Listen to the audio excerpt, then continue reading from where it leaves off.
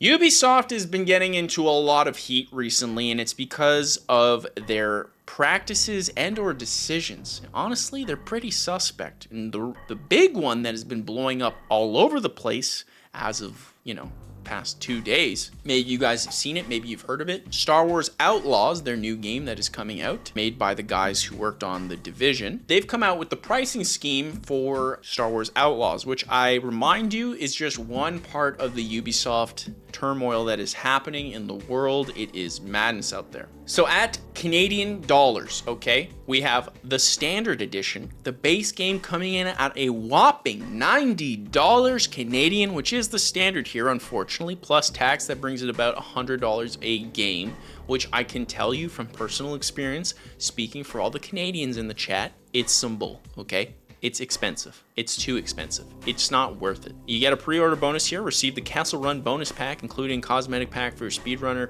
cosmetic for your Trailblazer spaceship, which that took them like 2 seconds to do. So that's okay. Pre-order bonus. Okay, someone get it. Okay.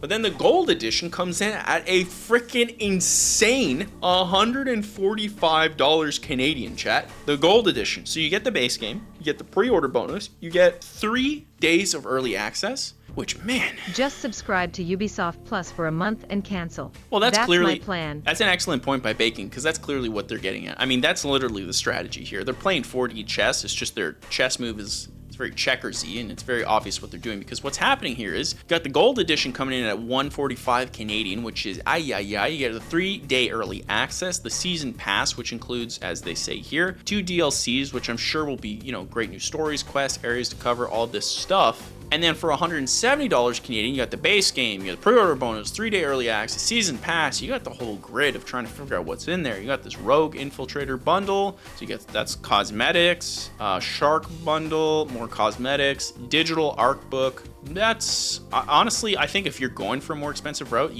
the physical tangible things, those are actually pretty cool. I think those are a nice move, like a statue, like the Halo Reach statue is banging. The Halo 3 Legendary Edition with the helmet, even the Gears 3, I got my Marcus Phoenix up here. That is banging. Actually, here, hold on, I'll show you guys. Oh no, I'm caught.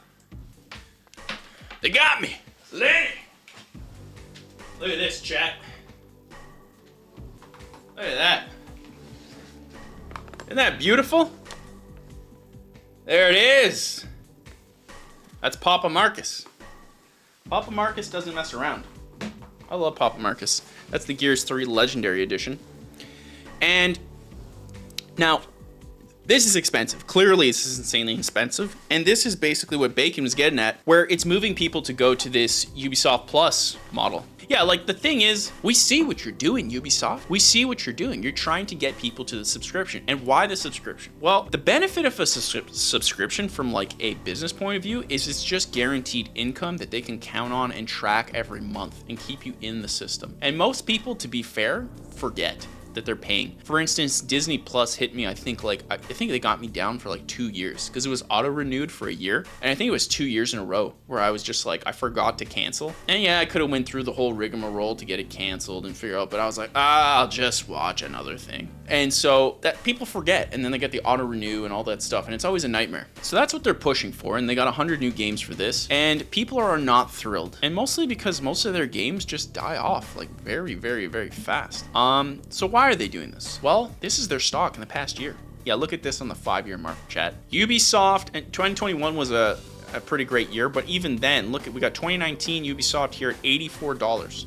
Okay, and the way this works, okay, you might think, oh, this is the company stock. This is for all those corporate fat cats. I don't care for them. They're just making games worse. I'm not a fan. And I would agree. But the thing is, the people who work for these companies, the actual developers, are also paid in stock. And this hurts them a lot as well. And I'm sure it's incredibly frustrating for the employees at Ubisoft because Ubisoft is making a bunch of silly, weird decisions. I mean, making that quadruple A Skull and Bones game, and you know that game, like what's that game selling for now? It's on sale. I don't even need to check. You know that game's already on sale. Like Ubisoft games on release, buying their stuff seems like a joke. Bacon's right in that sense. I mean, that's their strategy. They just want you to get Ubisoft Plus, and that's their move. Just have their entire catalog, which is good if your games can hold up. But the problem is, The streaming like subscription service from film point of view, it's like publishers, like huge publishers who have multiple other publishers' content on their streaming service. Netflix has stuff from, Fox. They have stuff from, well, I guess probably not now. Actually, no, they do. They have some Disney stuff. They have they make deals to have everyone's stuff. They have their own Netflix originals. They have a bunch of other stuff. HBO's the same way.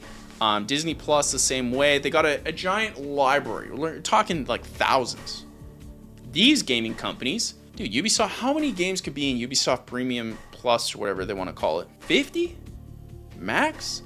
And half of them are probably not as fun anymore because they've been aged or the internet's been turned off, which is something else that's happened to them because they got into a lot of trouble where they just shut off the service for the crew. Now, I don't know if the crew is super popular, but the idea that you paid for a game, now all of a sudden it's just been shut off and you can't play it anymore, well, that's kind of a bummer. So that's depressing. Now, legally, I think they're probably in their right because in the contract, like the terms of service, or terms and conditions, when you approve to buy the game and all that stuff, probably says that you're getting a license key. And Ubisoft Massive is their best developer. And the Snowdrop engine is good. I have hopes for Star Wars.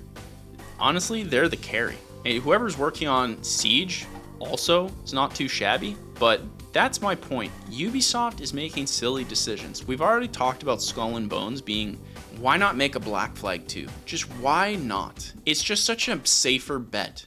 Why would you make it 7 years after? Actually, more than that, 10. 10 years after. Like, the hype's gone. Hype's gone.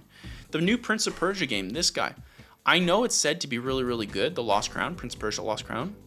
But in reality, who's buying that? Like, I don't see that being popular. What's happening with where's a new Splinter Cell? Where's a sequel to Siege? Honestly, I think Siege could be a huge sleeper hit if it came out with a well-done sequel and a campaign. There's a lot of people who want to get into Siege. Like I said earlier with the Overwatch stuff, there's just too many heroes. The homework is too high.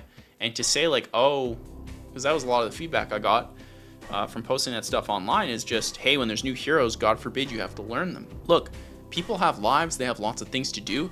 If they don't want to learn the heroes, they don't want to put in the work for, a game what's supposed to be fun, they're not going to do it. There's a barrier to entry. So a new game opens the barrier. And I just feel like Ubisoft's squandering a lot of what they're doing. They're just making horrible decisions. And I feel like, I don't know, you guys can tell me if I'm wrong. I feel like Ubisoft isn't targeting gamers, they're targeting dollars. And it's a very different thing. Like, Rockstar targets both, right? Like, the GTA Online is dollars, but GTA 6 is for gamers and dollars. Like, if Rockstar just cared about dollars in the same way that Ubisoft did, we'd get a GTA 6 2 years after. We just would. We would get a billion things. It would be like Assassin's Creed for Ubisoft. But Ubisoft, the way that they make their games is like just for dollars. And then you got the occasional one like here, Prince of Persia Lost Crown, which is like, it's cool. And it seems like it's a labor of love from the devs who worked on it, the small team that put it out. I'm not seeing what it's going to do for you. I think if you want to do this style of game, I don't know. I just don't know if that's going to, in this day and age, I don't know. X-Bacon Gaming mentioning Division 3, like, I think that'll do well, and like, Massive is killing it. I think the Star Wars IP, making a game there, makes a ton of sense for Ubisoft, but the way they're going about it just seems weird. And also to put a Star Wars game in your subscription, I don't know, that seems risky because it's not your IP. I would be curious to see how that would work in the long term, like 10 years out. So Ubisoft's all over the place. And I mean, we could see here, they have a lot of franchises, right? We got the Far Cry franchise, we got the Rabbids, Rayman, Ghost Recon, Rainbow Six, Splinter Cell, a lot of stuff. Brothers in Arms is something I would love to see. Takes all the stuff you learned from Siege. Brothers in Arms game could be pretty interesting. Of course, they got Assassin's Creed. They got the Just Dance, which has got to be a huge franchise for them. Driver, be an interesting franchise to come back. They've been pushing Trackmania quite a bit. Same thing with Trials. So yeah, they got a lot of stuff. I just feel like they're not... What happened with the South Park stuff? Because they bought the South Park rights, and I assumed we would get another South Park like immediately after. I was actually shocked that they didn't have another South Park game. I didn't like the Fractured But Whole sequel as much as the first one, but I would definitely want to play another one of those South Park games. They were fantastic. So that's Ubisoft. They're in a little bit of a pickle. Not everyone's thrilled about them, and I think doing stuff like this, while we understand you're growing your subscriber base, like if this was $100 and this one was $120, or even like 130? I think you still get the same chess move, but it's just less egregious. It's just probably not the PR you want, given like you coming off of the quadruple A game.